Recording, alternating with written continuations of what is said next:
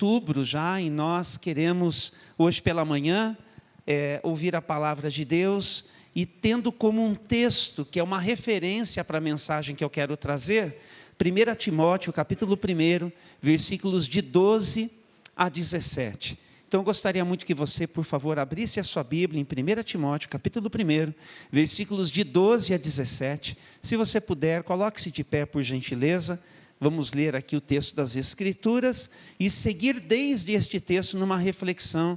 Eu já conto para você sobre o que é que nós vamos falar.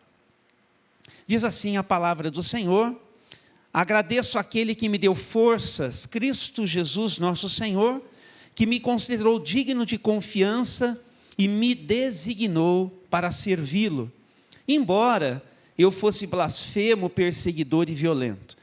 Contudo, recebi misericórdia porque agia por ignorância e incredulidade. O Senhor fez sua graça transbordar e me encheu da fé e do amor que vem de Cristo Jesus. Esta é uma afirmação digna de confiança e todos devem aceitá-la.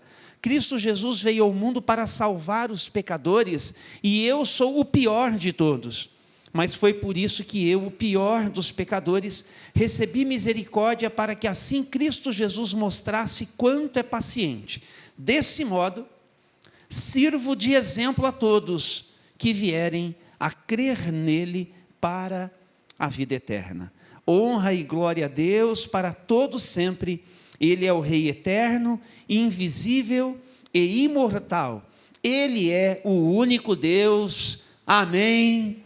Amém e amém. E com essa declaração de Paulo apóstolo, a oração já está feita. Podem ficar à vontade para se assentar.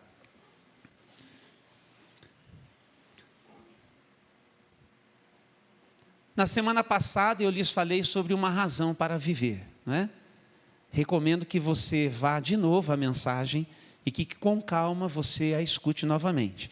Na semana eu já fiz isso. Apesar de ser o mensageiro e o pregador, eu também sei ser ouvinte e preciso sempre de um pouco mais. Então, eu recomendo que você volte a ela e que você de novo reflita na palavra de Deus sobre as coisas que têm sido tratadas aqui. E eu lhes falei na semana passada que, especialmente a partir do capítulo 15, versículos 14 seguintes, da carta que Paulo, apóstolo, escreveu aos Romanos, ele conta um testemunho seu para nos dizer, afinal de contas, como foi que, a partir de um compromisso que ele, com Jesus, assumiu, fez disso uma razão para viver. Mas eu quero ainda permanecer nesse testemunho que Paulo, apóstolo, segue tentando contar para a gente. E hoje, aqui, aproveitando-me desta pequena porção que ele escreveu para um dos seus filhos ministeriais, o pastor Timóteo, nessa primeira carta, e tendo lido o que nós acabamos de ler aqui. E destacando essa expressão aí do versículo de número 16, onde ele vai dizer assim: sirvo de exemplo a todos que vierem a crer nele para a vida eterna. Um exemplo a seguir. Nós temos conversado, já tem um tempinho, essa tem sido a minha linha de abordagem aqui com vocês, sobre uma igreja como Deus quer. E eu queria dar um passo com vocês nesse sentido hoje, pensando para que nós possamos ter essa consciência, de forma muito lúcida, entendermos o que é que faz parte dessa nossa jornada da fé, termos um referencial. E eu acho que um bom referencial para a gente sempre vai ser Paulo apóstolo. O apóstolo Paulo, ele se permitiu transformar, tendo sido alcançado pelo amor de Deus. E ele foi um homem admirado, ainda é, e seguido, por conta da tamanha influência que ele pôde e pode exercer sobre a vida de todo mundo que quiser parar para escutar o que ele tem para dizer. O apóstolo Paulo, ele é uma das pessoas que Deus tem usado para dar forma e nos ajudar a perceber, afinal de contas, do que é que a nossa fé é feita. A fé em Cristo Jesus, o que ela comporta, o que ela abraça. Então, Paulo apóstolo, ele tem essa condição. Nele, Deus encontrou alguém com quem ele pôde contar. Um cooperador de Deus, bastante seguro nas suas convicções, bastante denso na sua maneira de viver. O apóstolo Paulo, ele reúne a espiritualidade judaica, porque ele foi criado, como ele mesmo dá testemunho disso, aos pés de um grande mestre judeu, o Gamaliel. Ele também é cidadão romano, e como um bom cidadão romano, entende das coisas próprias, desde o direito romano, a tudo aquilo que significava ser um cidadão naquele tempo em que aqui ele pisou o planeta Terra, e aqui ele coabitou com todo mundo que foi gente com ele nos seus dias. Mas ele também era um homem que tinha uma cabeça de pensador, profundamente formado na filosofia grega. Então, um homem bastante completo para os seus dias, e Deus quis aproveitá-lo para essa tarefa de contar para a gente, afinal de contas, do que a fé em Cristo Jesus ela deve ser feita, e nos convidar a seguir o seu exemplo. Vocês estão comigo? Então eu queria dar algumas palavrinhas-chave para vocês, desses estágios pelos quais Paulo apóstolo passou. E a primeira palavrinha-chave tem a ver com a ideia de conversão. E eu queria que você fosse comigo até o livro de Atos dos Apóstolos, no capítulo de número 9, e que nós pensássemos a nossa própria história, a nossa própria caminhada, e que você também parasse para pensar hoje, não é? Então, desvencilhe-se de qualquer outro pensamento aí que você está carregando, em termos de preocupação, e tente dar-me um pouquinho a sua atenção.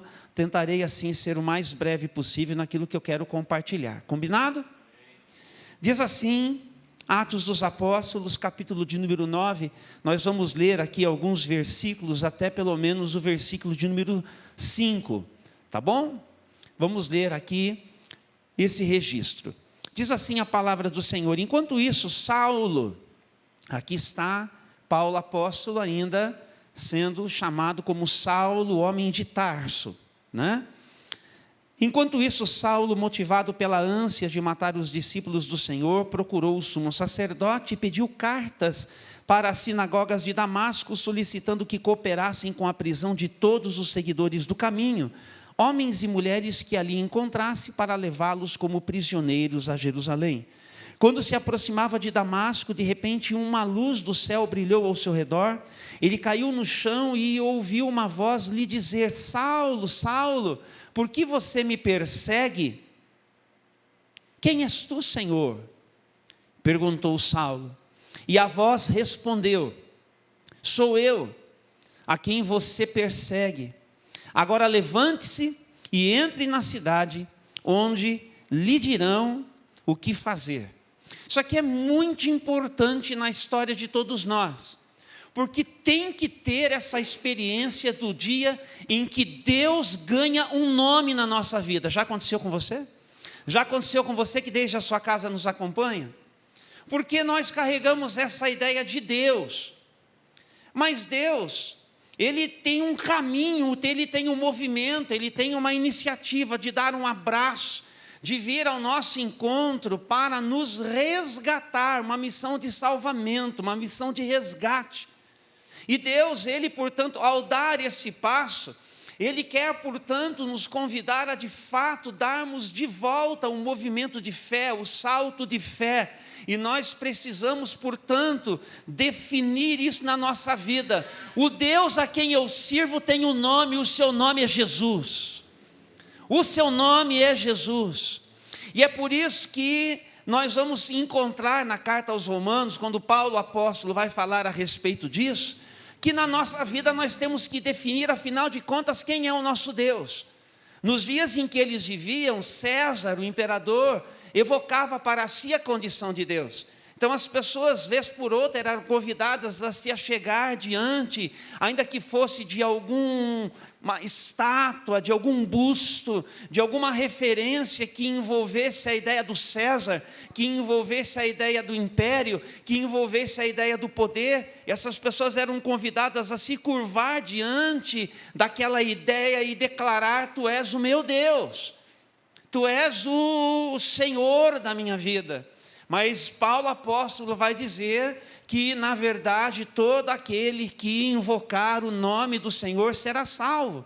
Porque todo aquele que com a sua boca confessar que Jesus é o Senhor, que Jesus é o Senhor.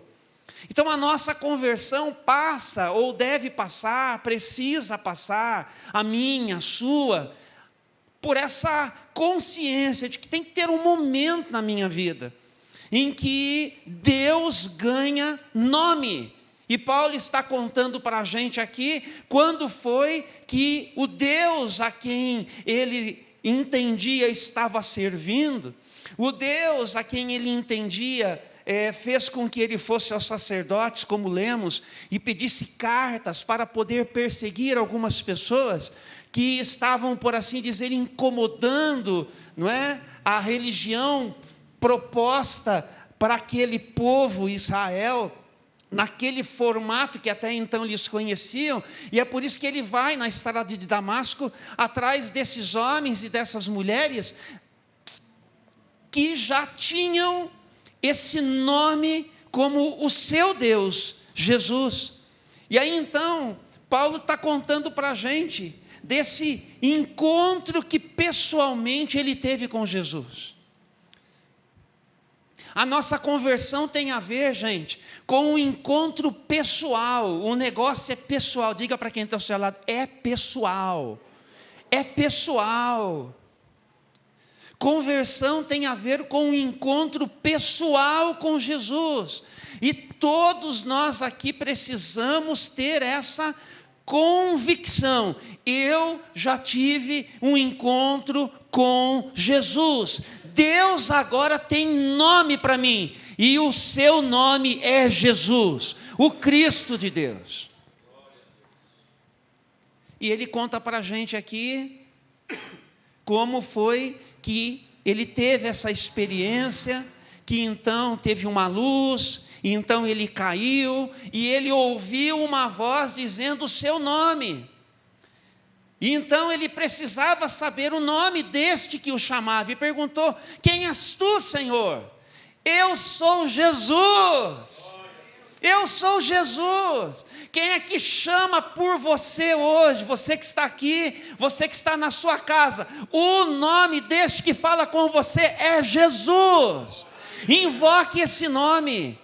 Invoque esse nome uma vez mais. Você pode estar cheio de boas ideias sobre religião, você pode estar cheio de boas intenções com relação a Deus, mas se você não estiver num relacionamento pessoal com Jesus, ainda não aconteceu. Então preste atenção, hoje não é uma luz, hoje você não está caindo no chão, você não está tendo assim nenhum tipo de experiência como essa, mas você está tendo a experiência de ouvir-me contar para você que Deus tem um nome, o seu nome é Jesus, e Ele está convidando você para confessar esse nome como o Senhor da sua vida, como o Senhor da sua vida.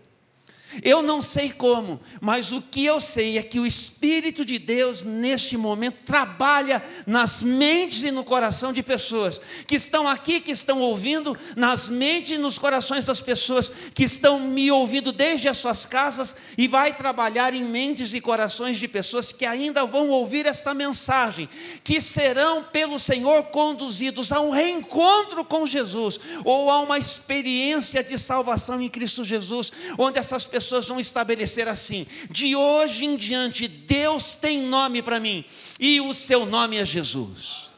E o seu nome é Jesus. Esse é o primeiro momento importante na vida de qualquer de nós. O segundo momento importante tem a ver com o que, por exemplo, Paulo escreveu a um outro pastor, que foi Tito. Acompanhe comigo em Tito. Fica logo a seguir das duas cartas que Paulo escreveu a Timóteo. Tito, capítulo de número 3, é apenas para ler esse texto, para regar um pouquinho o nosso coração com tanta coisa. Eu poderia hoje simplesmente pegar aqueles versículos de 12 a 17 de 1 Timóteo e expor aquele texto. Eu poderia pegar esse texto aqui de Tito, capítulo de número 3, versículos de 3 a 7, E ficar só nesses textos já estaria de bom tamanho, mas eu quero apenas utilizá-los para essa jornada que Paulo apóstolo percorreu com Jesus, para que nós possamos olhar para ele e nele encontrar, portanto, um exemplo a seguir, conforme ele disse, tem consciência que ele é. Mas aqui em Tito, no capítulo de número 3, a partir do versículo de número 3, perceba que Paulo vai falar do ponto de vista de estar ao nosso lado enquanto ele fala. Ele já se coloca no seio da comunidade, porque o que ele quer falar nos diz respeito e não somente a ele. Quando alguém entra num compromisso com Jesus, necessariamente essa pessoa ela já se vê ao lado de mais alguém. Ela deixou o caminho da solidão, ela deixou o caminho do seu individualismo para exercer a sua individualidade no seio de uma comunidade.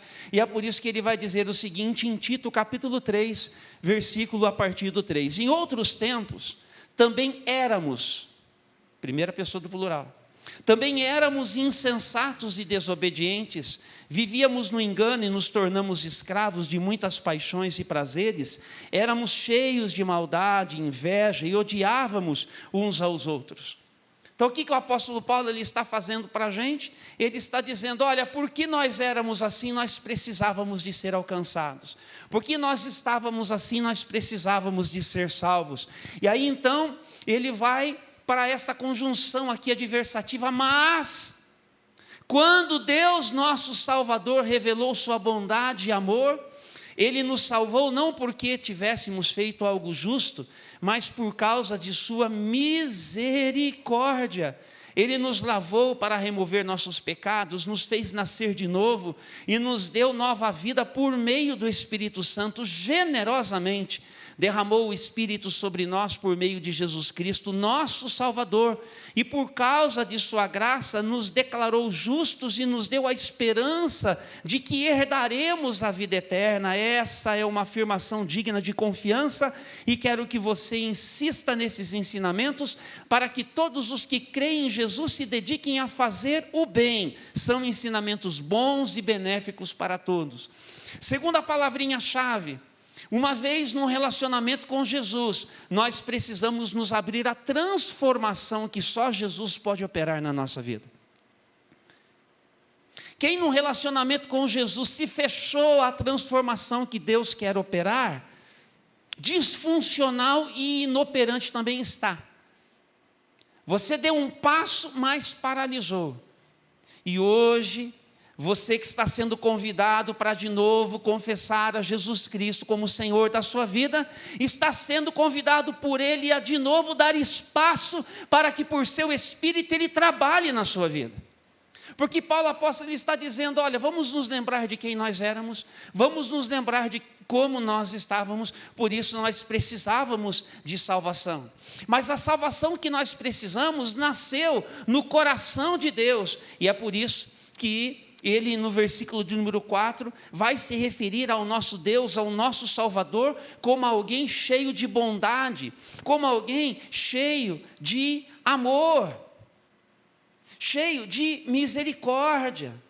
Porque a misericórdia é a base da nossa salvação. Diz aqui, esse versículo de número 5, que não fizemos nada de justo, mas por causa da misericórdia de Deus, nós somos alcançados. A misericórdia de Deus é a decisão que Deus já tomou de não permitir que nós soframos os danos que nós merecemos. Deu para entender isso? Tem uma porção de coisas que, como gente capaz de fazer aquilo que nós somos capazes de fazer, mereceria receber como consequência de quem nós somos. Mas Deus, na sua misericórdia, não quer que isso aconteça. Essa é a misericórdia. A graça é a decisão de Deus ser bondoso para conosco, apesar de nós. A misericórdia é a decisão de Deus não permitir que nós soframos as consequências do que nós somos merecedores. Então, graça e misericórdia da parte de Deus são a base da nossa salvação, são o que demonstram a iniciativa que Deus tem de nos resgatar. Não interessa isso para você. Será que alguém, gente nesse mundo, pode ouvir um Deus que propõe isso e dizer não para ele. Mas tem pessoas fazendo isso. Mas não precisa ser o meu caso. Não precisa ser o seu caso. Não precisa continuar sendo assim com você que nos escuta hoje, aqui, agora, ou quando você nos escutar. Então, hoje pela manhã, confesse Jesus como Senhor. E invoque esse nome sobre a sua vida. Invoque esse nome sobre a sua história. Talvez você carregue uma resistência por qualquer motivo. Talvez você está aí pressionado por muitas coisas que de muitas fontes você tem escutado. Muitas vozes falaram com você ultimamente, falaram com você nos últimos anos, de alguma forma afetaram você.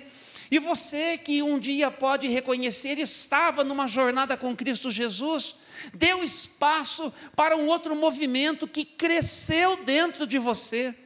Hoje, de novo, Jesus está dizendo: invoque o meu nome porque eu posso salvar você. Abra-se porque eu posso transformar você. Abra-se porque eu posso colocar as suas ideias em ordem. Abra-se porque eu posso corrigir o rumo das suas motivações. Abra-se porque não há nada que você insiste. É assim que as coisas são na minha vida. Não há nada que o Deus que está no controle de todas as coisas, Ele não pode fazer. Deus pode invadir a sua história lá no passado, para corrigir os rumos do seu presente e te ajudar a prosseguir para o seu futuro. Deus é Deus e não há outro além dele. E o seu nome é Jesus. E é por seu Espírito que assim Ele opera. Então, quando nós olhamos aqui para Paulo apóstolo falando para Tito, ele vai dizer: tem uma pessoa que com o seu poder está fazendo toda a diferença nas nossas vidas, é o Espírito Santo de Deus. É o Espírito Santo de Deus, é Deus em nós, é aquele que é o representante de Deus nesse mundo, em atividade nesse mundo, na minha vida, eu que estou em Cristo Jesus, e em favor de todos aqueles a quem Deus, nosso Pai, quer alcançar em Cristo Jesus, para serem parte da sua família também. Conversão, transformação, devoção exclusiva. Lá em Atos capítulo 19, versículo de número 26, nós vamos encontrar Paulo apóstolo, vamos encontrar um registro, onde Paulo apóstolo, ele é mencionado, numa postura que ele tem, ali na cidade de Éfeso. Paulo já está pregando o Evangelho, e a respeito de como Paulo, ele pôde conduzir pessoas a uma compreensão, nós tiramos um princípio aqui singelo, mas importante. Atos capítulo 19, versículo 26. Mas como vocês viram e ouviram, esse sujeito Paulo convenceu muita gente de que deuses feitos por mãos humanas não são deuses de verdade. Fez isso não apenas aqui em Éfeso, mas em toda a província. Uma coisa que nós precisamos sempre parar para prestar atenção na nossa história, é de que uma vez que Deus ganha nome, que Deus tem um nome, o seu nome é Jesus, e de que nós estamos num processo de transformação operado por seu Espírito em nós, precisamos dedicar a Ele devoção exclusiva, para que possamos receber libertação espiritual completa. Somente uma devoção exclusiva a Jesus faz com que nós possamos alcançar aquela condição pretendida por Deus que nós temos falado nas mensagens anteriores, de que em todos os aspectos da nossa vida, nós seremos feitos gente mais parecida com Jesus. Nós alcançaremos, tem uma expressãozinha que é a varonilidade de Jesus. Nós amadureceremos, nós olharemos para a vida como gente grande, do tipo gente grande nas mãos de Deus, e não mais como infantis.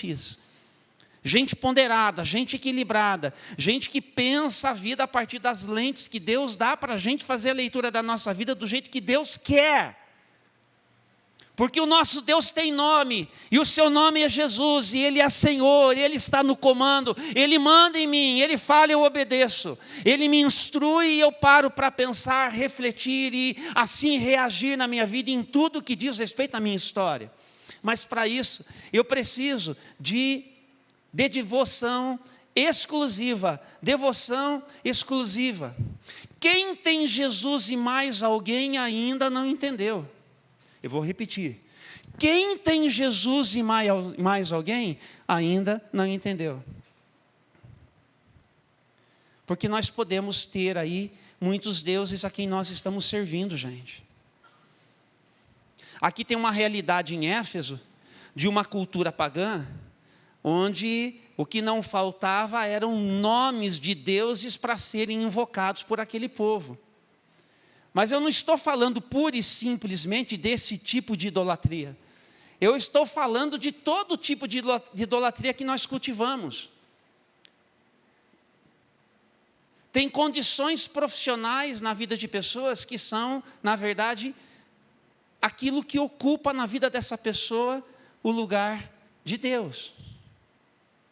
Tem pessoas nas nossas vidas que ocupam o lugar de Jesus, que são de verdade os deuses a quem nós servimos, porque a nossa vida está organizada em função dessas pessoas. São a essas pessoas que nós estamos servindo antes de servir a Jesus.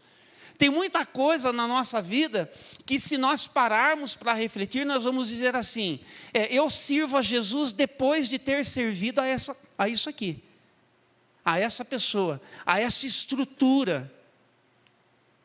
Porque é só você parar para pensar o seguinte: como é que você organiza a sua agenda, a começar do seu envolvimento com a comunidade. Primeiro vem todas as tarefas das quais você tem que se desvencilhar. Depois, se der tempo, vamos falar sério? Se der tempo, porque olha aqui a minha agenda. Vocês estão entendendo? Tem uma porção de coisas que a gente não percebe, mas que vão assim, recebendo da gente o melhor da nossa saúde, o melhor do nosso tempo, o melhor dos nossos recursos, o melhor dos nossos potenciais. Então, como é que a gente vai dizer realmente que é a Jesus que nós estamos servindo, quando nós estamos servos de muitas outras estruturas? Isso aqui só quem pode dimensionar é você. Eu não posso alcançar isso, eu posso te fazer este alerta. Eu posso te dizer isto, eu posso te propor isto, para você prestar atenção. Para você prestar atenção. E para que você verifique aí, afinal de contas, quem é que tem autoridade sobre a sua vida, quem é que manda em você. É dessas coisas que nós estamos falando. Quem é que manda em você? Porque só Jesus é que deveria ter autoridade.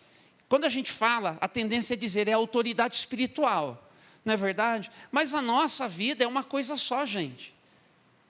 A nossa vida é uma coisa só. Quando eu estou no exercício das minhas tarefas, entre aspas, seculares, eu permaneço consciente de quem é o Senhor da minha vida. Então, tudo aquilo que eu vou me organizar no meu dia a dia tem que levar em conta o senhorio de Jesus, para eu parar, pensar, tomar as minhas decisões e eu me organizar com as minhas questões, sem comprometer meus valores, meus princípios e sem comprometer aquilo que deve ser a minha dedicação e a minha devoção àquilo que Deus me chamou para realizar em seu nome. Tudo isso. A gente precisa parar de prestar atenção. Quantas vezes, não é? A gente perde, inclusive, na convivência em família e na proposta de nós podermos fazer dos nossos momentos de família, os momentos que sejam regados de diálogo no Senhor, de oração em favor do contexto, de comunhão à mesa, porque nós estamos demasiadamente ocupados com uma série de coisas que nós achamos nós temos que fazer, porque não podem ficar para depois, porque nós não nos organizamos. Então tem que parar para pensar, porque a autoridade de Jesus sobre a minha vida me ajuda a eu me organizar desde a minha rotina dentro da minha casa, para tudo que eu faço. E que me dá a oportunidade de passar tempo desde a minha família. Quantas vezes eu já me perdi nisso, fazendo a obra de Deus. Vocês querem que alguém confesse os pecados? Estou aqui para confessar os meus. Quantas vezes eu me perdi, em troca de fazer as visitas, fazer os atendimentos, que tudo é muito importante, de preparar uma mensagem, fazer seus estudos. Quantas vezes eu fui negligente com a minha organização pessoal em relação aos meus dentro da minha casa. Mas a gente vai aprendendo. Mas de vez em quando a gente tem que vir aqui na frente e falar assim, ó, já pequei assim. Você está nessa também? Então vamos prestar atenção. Mas o que isso tem a ver com devoção exclusiva a Jesus? Tudo, gente.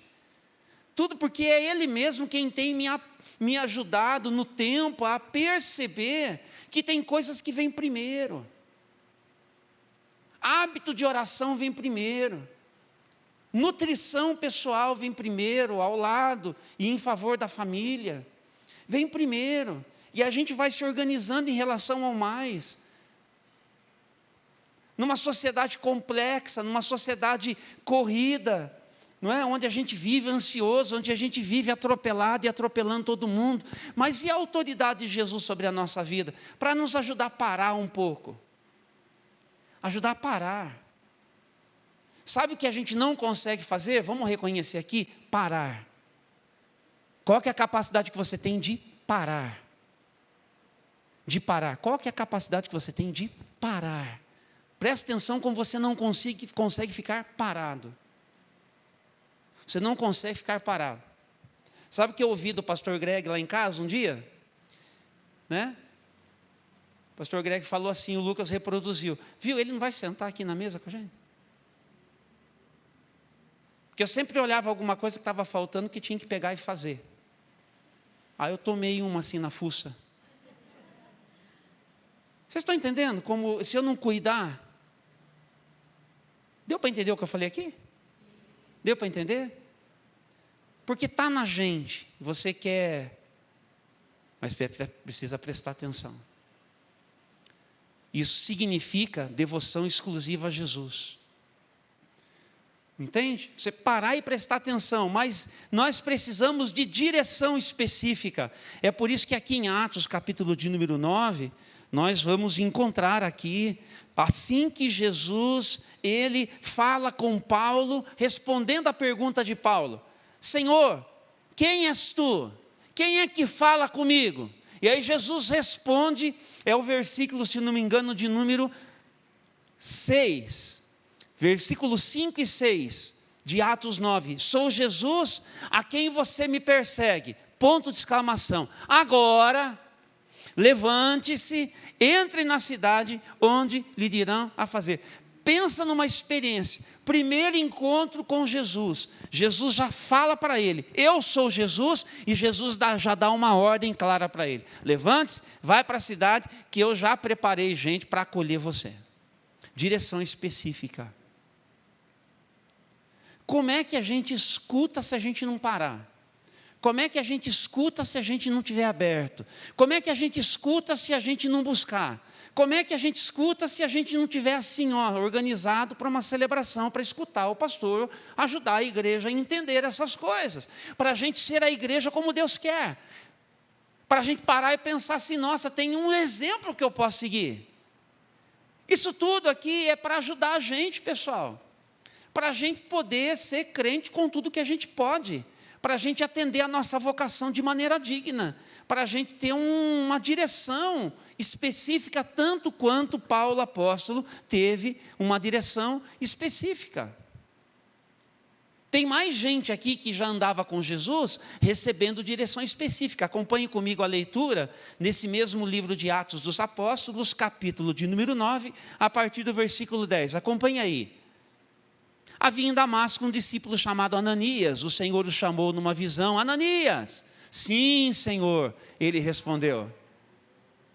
O Senhor disse: vá à rua direita, à casa de Judas, e ao chegar, pergunte por um homem de Tarso chamado Saulo.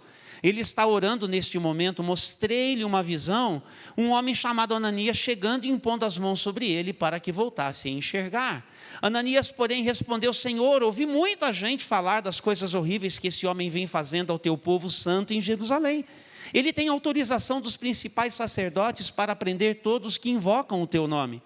O Senhor, no entanto, disse: vá, pois Saulo é o instrumento que escolhi para levar minha mensagem aos gentios e aos reis, bem como ao povo de Israel, e eu mostrarei a ele quanto deve sofrer por meu nome. Ananias foi e encontrou Saulo. E ao impor as mãos sobre ele, disse: irmão Saulo, o Senhor Jesus, que lhe apareceu no caminho para cá, me enviou para que você volte a enxergar e fique cheio do Espírito Santo. Você está vendo como tem gente sensível à voz de Deus e disposta a obedecer e fazer exatamente aquilo que Deus pediu para fazer? Apesar do argumento que Ananias tinha: mas o cara é perigoso, o senhor tem razão. E Jesus falou: eu tenho razão sim. O que a gente precisa então, gente, entender na vida? E você que está em casa, por favor, me escute de novo. Nós estamos errados, Deus está certo. E nós precisamos devolver a razão a Ele. Ele sempre tem razão. Ficou claro isso? Jesus sempre tem razão. Eu não concordo, problema seu. Ele é Deus, Ele vai continuar falando com você até que você, cabeça dura, entenda. Até que você, orgulhoso, se quebrante. Isso tudo é demonstração de amor por você, de um Espírito de Deus que não desiste da gente, que vai trabalhar, até ajudar você a chegar lá. Diz para quem está ao seu lado assim: o Espírito vai te fazer chegar lá, vai te fazer entender, vai cair a ficha, ele vai abrir o entendimento, vai aquecer o coração, mas vai acontecer. E aqui, ao mesmo tempo que eu faço essa declaração, uma declaração também profética, no sentido de que essa é a vontade de Deus para todo ser humano, para você que me escuta. E é dessa maneira. Mas, gente, sempre entenda que quando Deus ganha nome na nossa vida e nós nos abrimos para sermos transformados por Ele, então nós nos dedicamos a uma devoção exclusiva para Ele e, portanto, vamos recebendo direção específica. Não podemos nos esquecer uma coisa que eu já disse no começo aqui: nós nunca vamos sozinhos. Nunca essa jornada, ela é assim solitária. Tanto que quando você verifica aqui, o versículo de número 17, que nós acabamos de ler, desse capítulo de número 9, aí, Roberley, Ananias foi e encontrou Saulo, mais alguém para ir ao encontro de Saulo. E aí então, continua o versículo de número 18, que nós não lemos ainda, que no mesmo instante, algo semelhante a escamas caiu dos olhos de Saulo, sua visão foi restaurada, e então ele se levantou, foi batizado, e depois de comer, recuperou as forças. E aí, então, quando a gente percebe, não é, o versículo de número 19, Saulo permaneceu alguns dias em Damasco, com quem? Com os discípulos. Ele não está só, ele vai ao encontro daqueles que já estão nesse caminho. Ele vai ao encontro daqueles que já estão nesse relacionamento. Ele vai ao encontro daqueles que antes dele já tinham entendido: Deus tem um nome e o seu nome é Jesus. Ele vai ao encontro dos discípulos.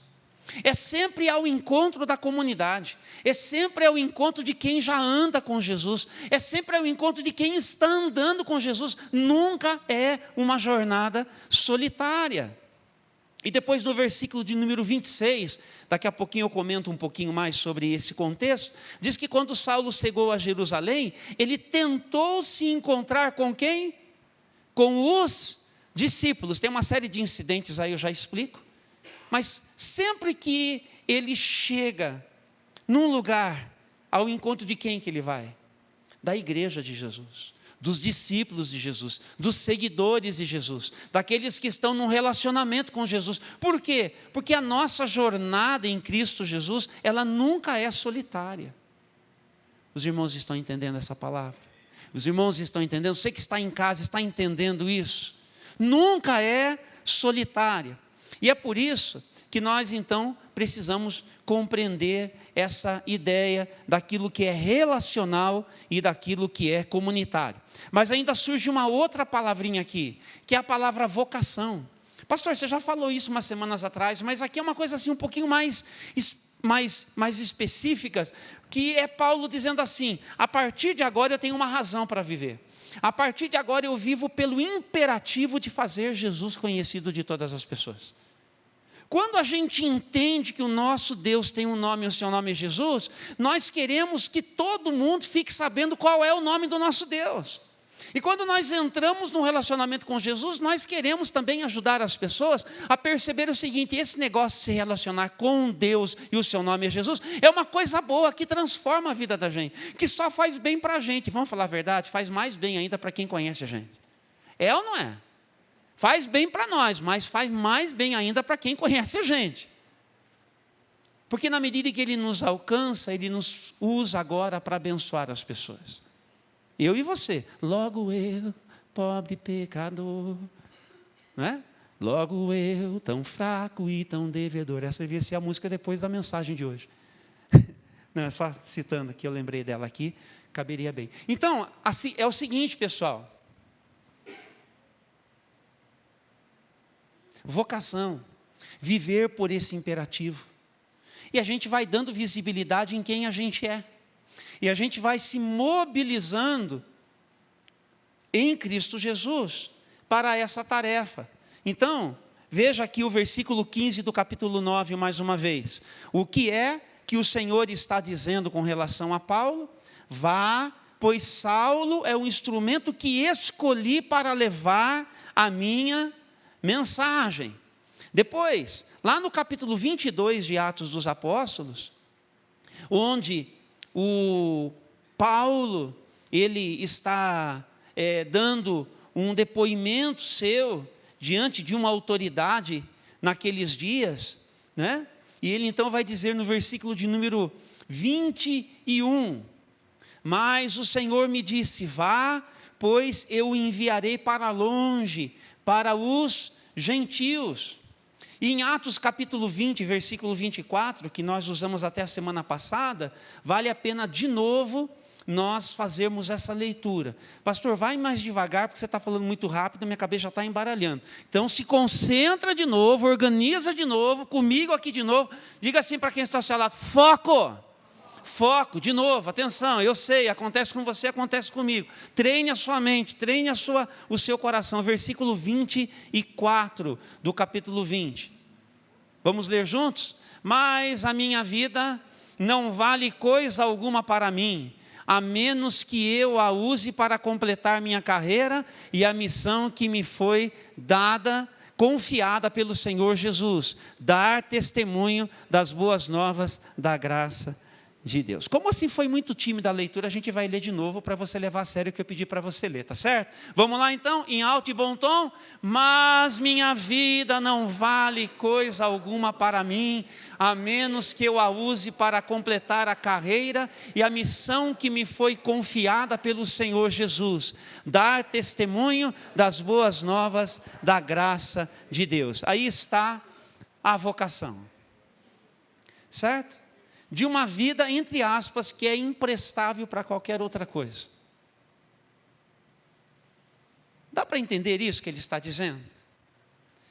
Tudo na vida dele agora está concentrado em anunciar Jesus Cristo. Deixa isso entrar no seu coração, envolva-se com esse projeto para você, seja o que você fizer da sua vida, creia que Deus, Ele sabe como usar quem você é, o que você faz da sua vida para anunciar-se, para anunciar Jesus através da expressão do seu viver. Você crê nisso? Quantos creem?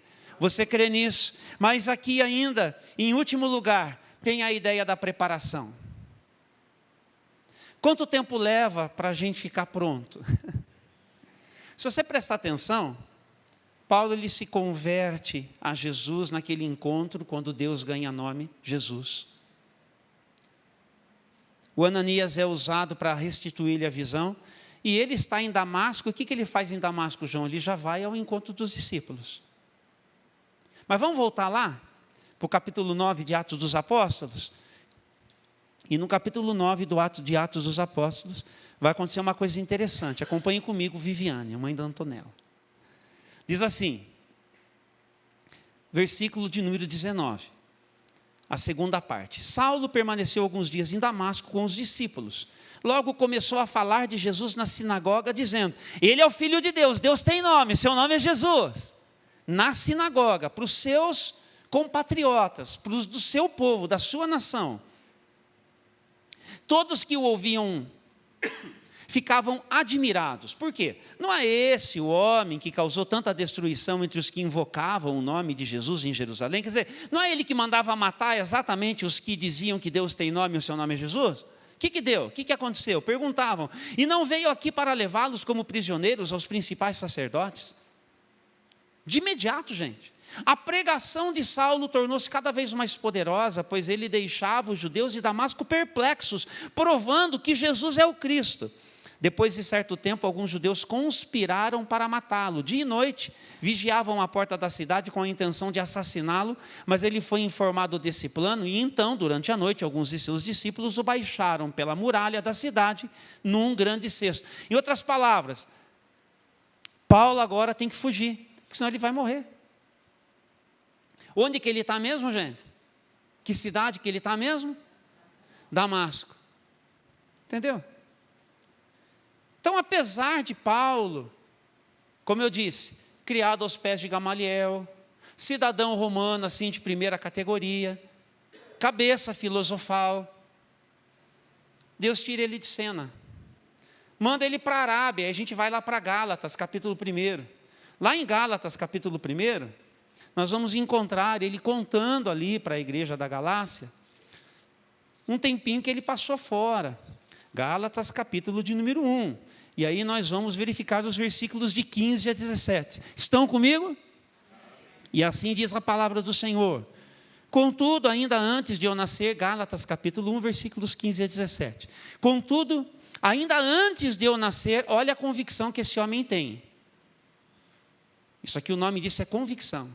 Antes de eu nascer, Deus me escolheu e me chamou por sua graça.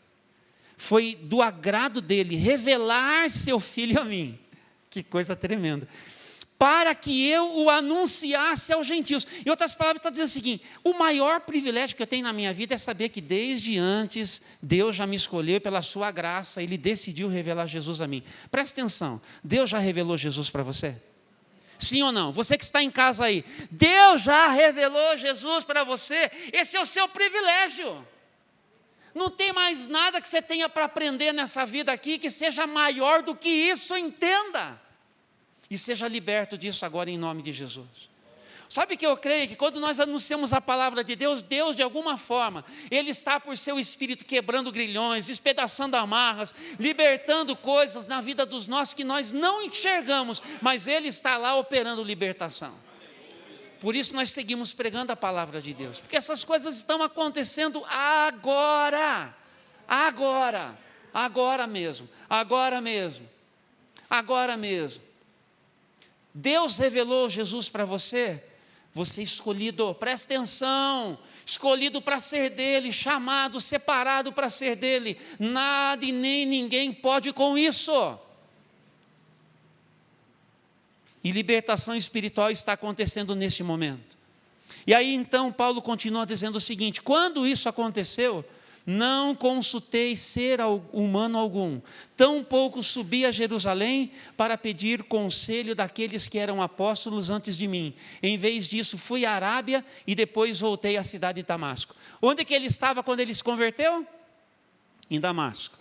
O negócio deu ruim para o lado dele. Precisou sair fugido, corrido. Correram com ele, desceram num cesto no muro da cidade. O cara parou para pensar, tem alguma coisa acontecendo na minha vida, tem um movimento aí. É aquela coisa que a gente precisa entender. Que Deus eu conhecia antes dessa experiência com Jesus? Será que esse Deus está querendo falar comigo? E o cara vai para a Arábia, a gente não sabe quanto tempo ele ficou na Arábia, a gente sabe que não foram alguns meses, mas foram alguns anos. E depois ele diz assim, eu voltei da Arábia para Damasco. E aí ele continua esse texto aqui dizendo o seguinte, versículo 18, Então, passados 3 anos, fui a Jerusalém para conhecer Pedro. Então, passou um tempo, gente. Passou um tempo que a gente não sabe direito quanto que é esse tempo. Aí agora você volta comigo lá em Atos capítulo 9. Nós estamos falando de preparação. Nós estamos falando de um homem que conheceu que Deus tem nome, e o seu nome é Jesus, que se abriu para ser transformado, que decidiu se dedicar exclusivamente a Jesus Cristo, que ele recebeu direção específica de Jesus, ele está aberto para receber direção específica, que agora ele se organizou na vida para fazer Jesus conhecido, mas ele não se fecha também ao tempo de Deus para a vida dele, em tudo que representa o seu preparo. Então ele vai para a Arábia, volta para Damasco, e 3 anos depois, ele vai para Jerusalém. Então nós nos encontramos de novo em Atos capítulo 9, versículo 26. Então preste atenção, entre Atos capítulo 9, versículo 25, e Atos capítulo 9, versículo 26, alguns anos passaram, tá vendo? E aí então em Jerusalém, o que acontece? Quando Saulo chegou a Jerusalém e tentou se encontrar com os discípulos, mas todos estavam com medo dele, pois não acreditavam que ele tivesse de fato se tornado discípulo. Olha quanto tempo depois passou, e ele voltou, e o pessoal ainda está desconfiado. Natural. Entendeu? O cara chegou, receberam notícias dele, que algum movimento em Damasco, fugiram, correram com ele. De repente o cara aparece de novo. Mas aqui está ele.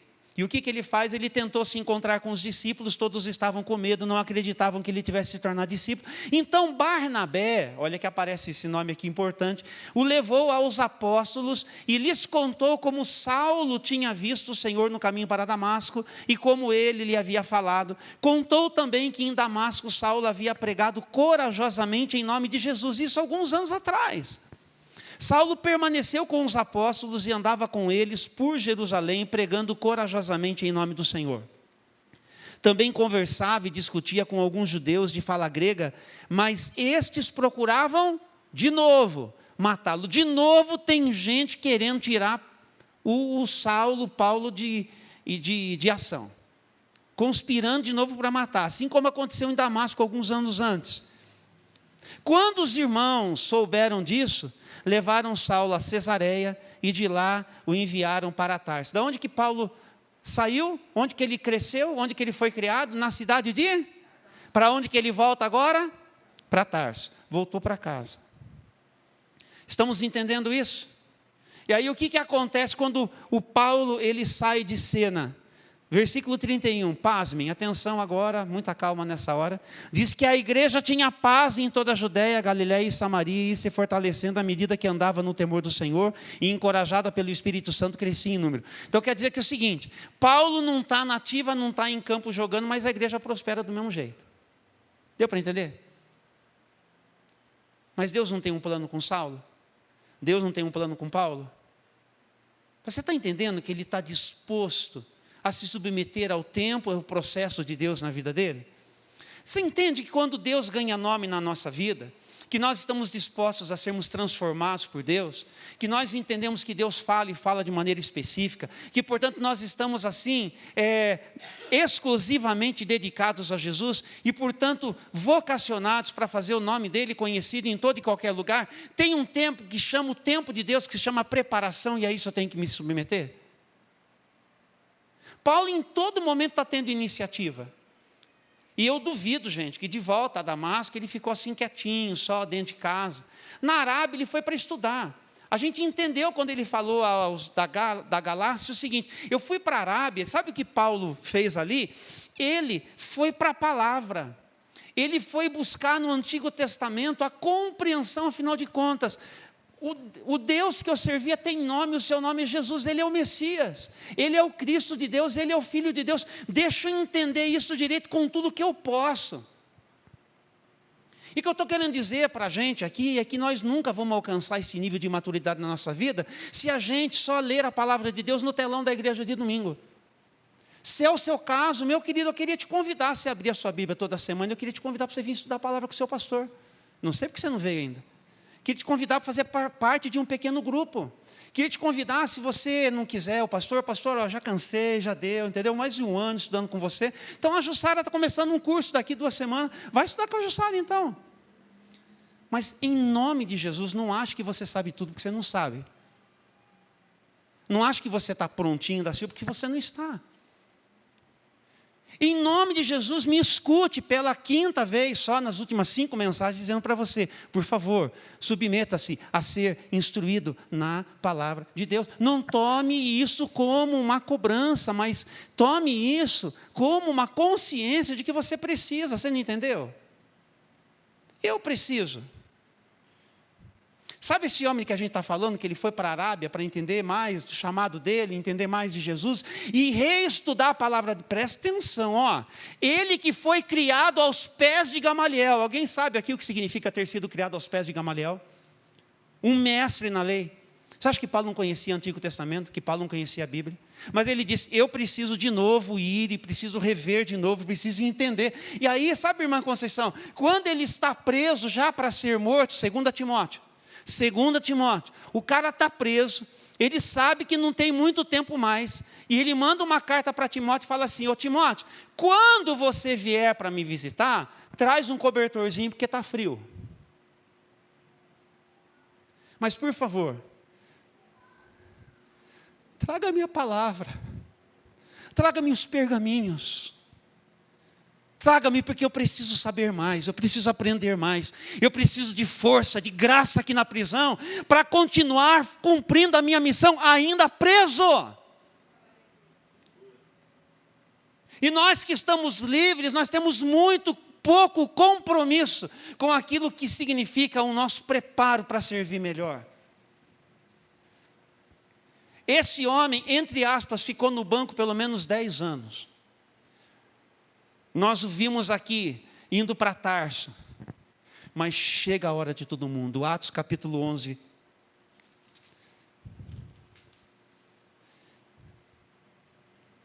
E aí diz assim a palavra de Deus em Atos capítulo 11, versículo 19. Estou indo para a parte final aqui da mensagem, tá bom, gente?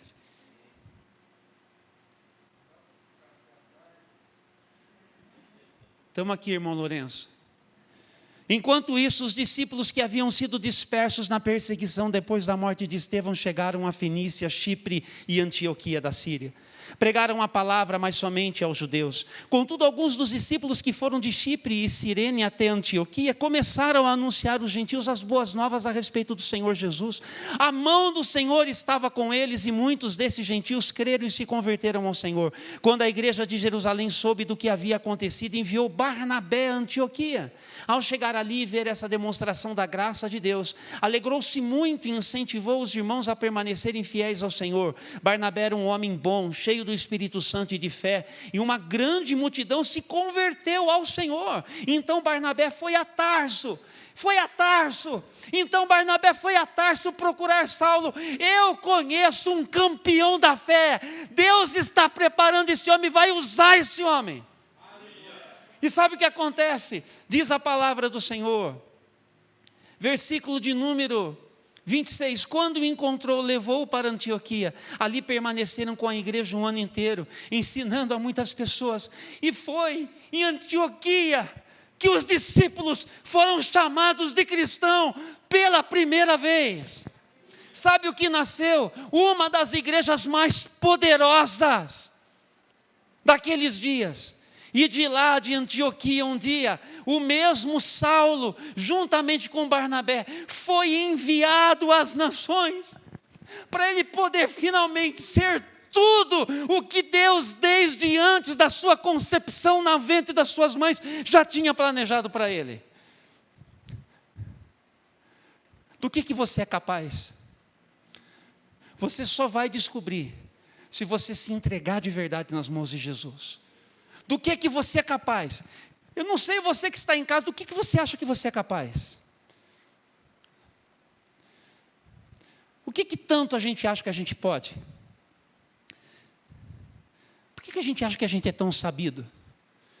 Por que a gente acha que porque a gente sabe o que sabe, pode o que pode, está onde está? Você acha que é academia? Você acha que é a faculdade? O que você acha que realmente vai arrancar de você o melhor que você tem para dar? Eu vou te dizer que não são nenhuma dessas estruturas, não é nada disso.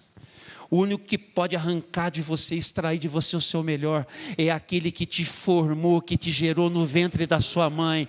E o seu nome é Jesus, o Cristo de Deus, o Cristo de Deus, o Cristo de Deus. Sabe por que Paulo nos convida para sermos seguidores do seu exemplo?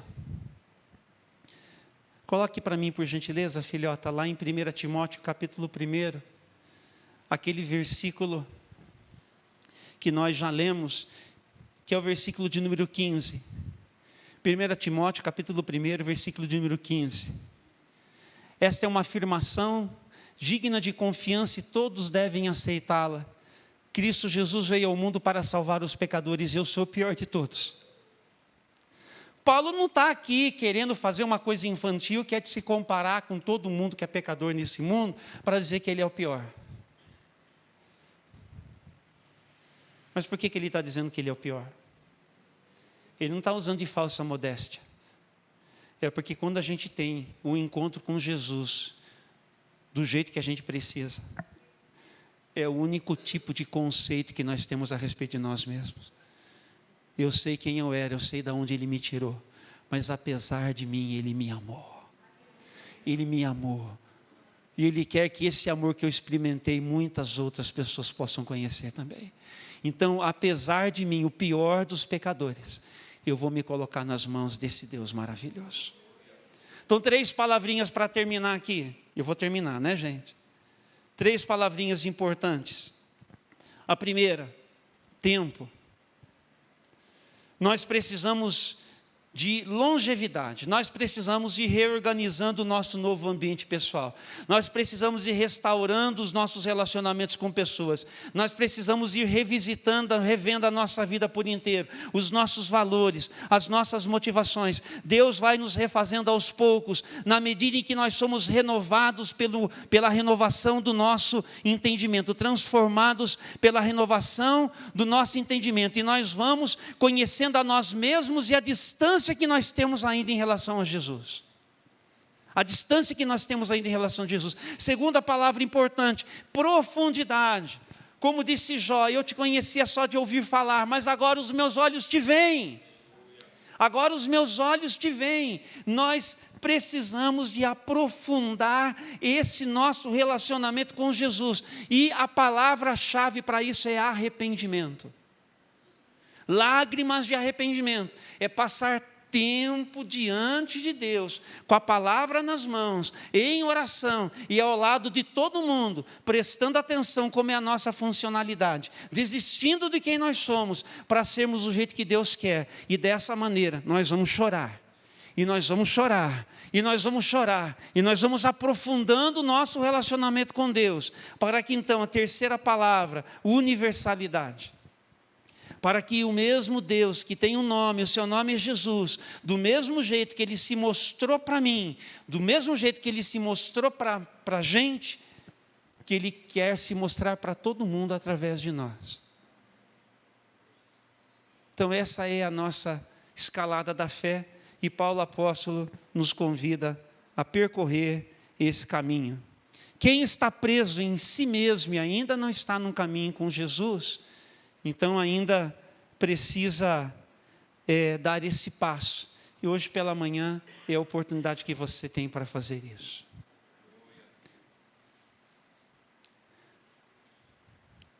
Vamos orar?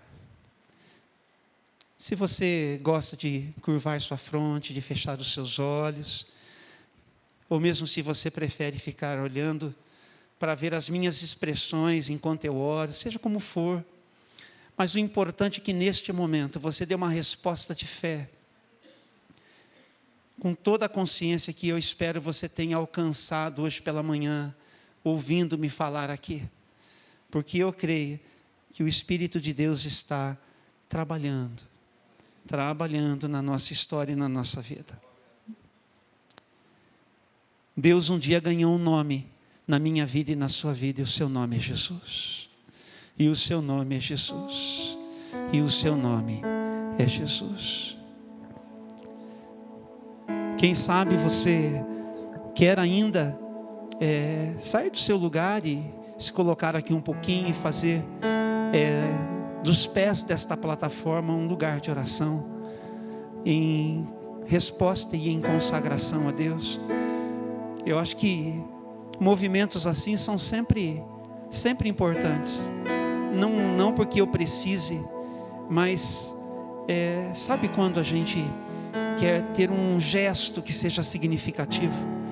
Quando a gente quer ter um gesto que a gente diz, eu quero ter esse movimento, que isso seja singelo, mas ao mesmo tempo significativo, que faça parte da resposta de fé, que hoje pela manhã eu estou oferecendo ao Senhor nosso Deus.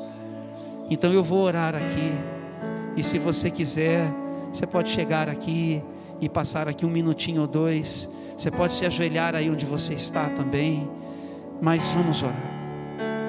Deus nosso Pai, hoje pela manhã, nós olhamos na história desse homem,